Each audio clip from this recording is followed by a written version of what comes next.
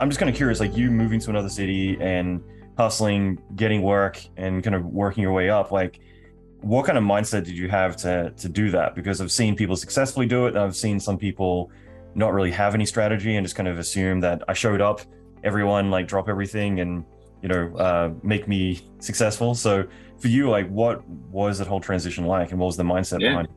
It's funny to think about it because now you talk about these stories and people like forget the context. You got to remember what Los Angeles was like at the time. Mhm. There was no smartphones.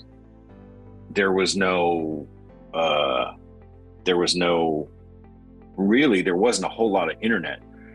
And if you wanted to, so we used to get around Los Angeles with a map book that everybody had called the Thomas Guide.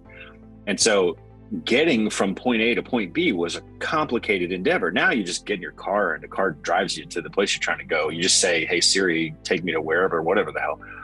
At the time, just going to interviews was like this, okay, I got a plan. Now I'm going to take this route to that route. You'd write it all down on a piece of paper because you just couldn't navigate your way across town and meet people. I know this seems stupid, but expand this out to how you got interviews and how you got jobs. And now you think like, oh, well, there are websites and your resume gets thing, and then there's a process and you get interviewed. That wasn't the case at the time. You kind of had to network your way into the business by meeting people and trying to convince them to let you do stuff.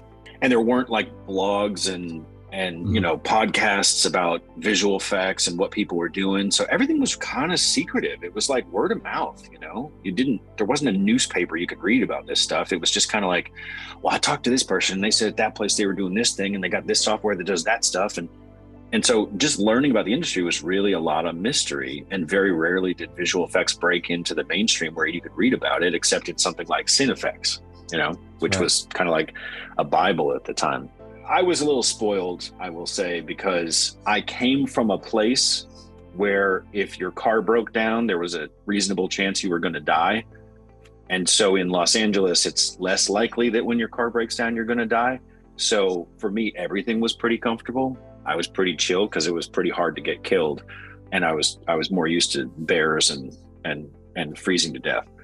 So I was pretty chill about these things. But really what for me it was I saw a movie called Wag the Dog.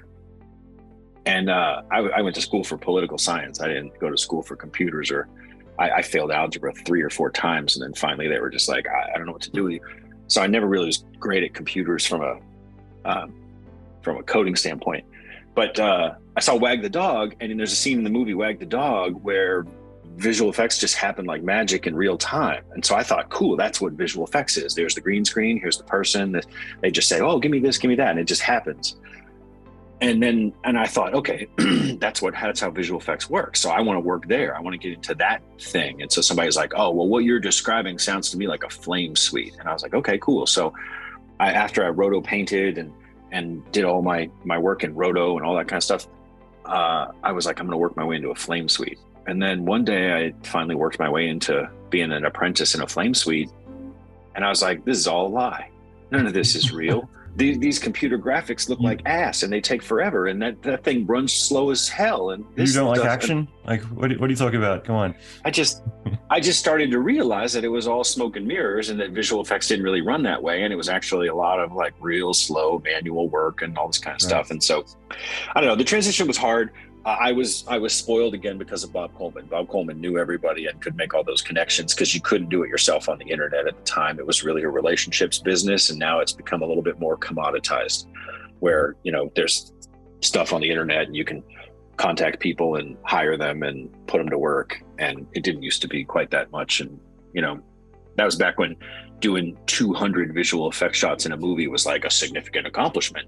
Did you see this one? They did 400 visual effects shots. Of like now an episode of Flash has 400 visual effects shots. I think it was Frighteners when that came out. It was like 98 or something, that had 500 VFX shots. And then obviously Phantom Menace like hit the 1000.